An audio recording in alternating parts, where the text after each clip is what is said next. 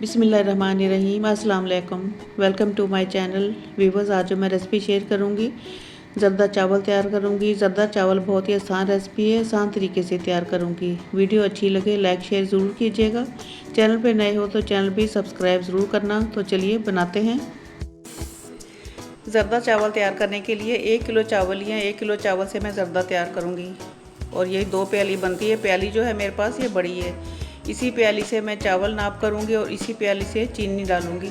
ज़रदा चावल तैयार करूँगी सेला चावल से। तो चावलों को पहले धो लूँगी।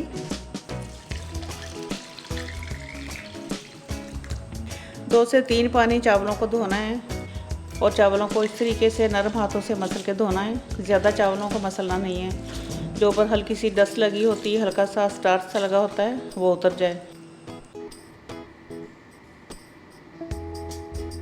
चावलों को धोने के बाद मैंने अच्छी तरह से साफ़ कर लिया। अब देखिए जो इसमें पानी ऐड किया है, पानी बिल्कुल सफ़ेद है। 3 से 4 पानी चावलों को धो लिया है। 3 से 4 पानी धोने के बाद जब चावलों का पानी सफ़ेद हो जाए, सेला चावल हैं तो 1 घंटे के लिए इन्हें भिगोएंगे। और चूल्हे पे पानी भी रख दिया था बॉयल होने के लिए। जब अच्छा सा बॉयल आएगा तो इसमें चावल ऐड करेंगे।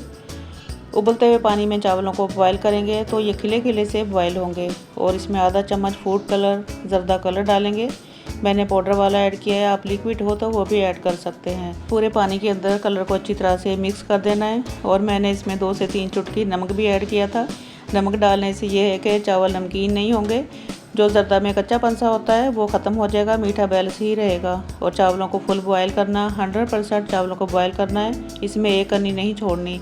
अगर एक कनी छोड़ी, जब हम चाश के अंदर चीनी के अंदर डालेंगे चावलों को, बाद में कुक नहीं करना। बाद में कुक करने से ये है कि चावल हार्ड हो जाते हैं। अभी फुल बॉयल करना है।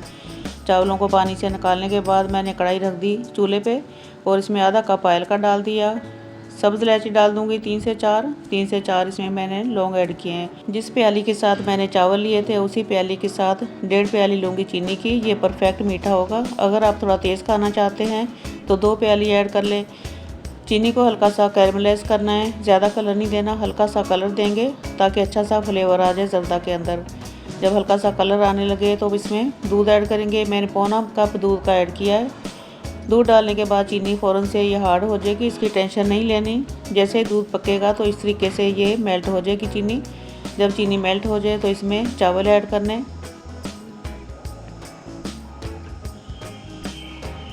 चावलों को शीरे के अंदर डालने के बाद इस तरह से मिक्स करना है कि चावल शीरे के अंदर लिपट जाएं। और ज़्यादा चम्मच नहीं चलाना। चावलों को हमने फुल बॉयल किया हुआ है।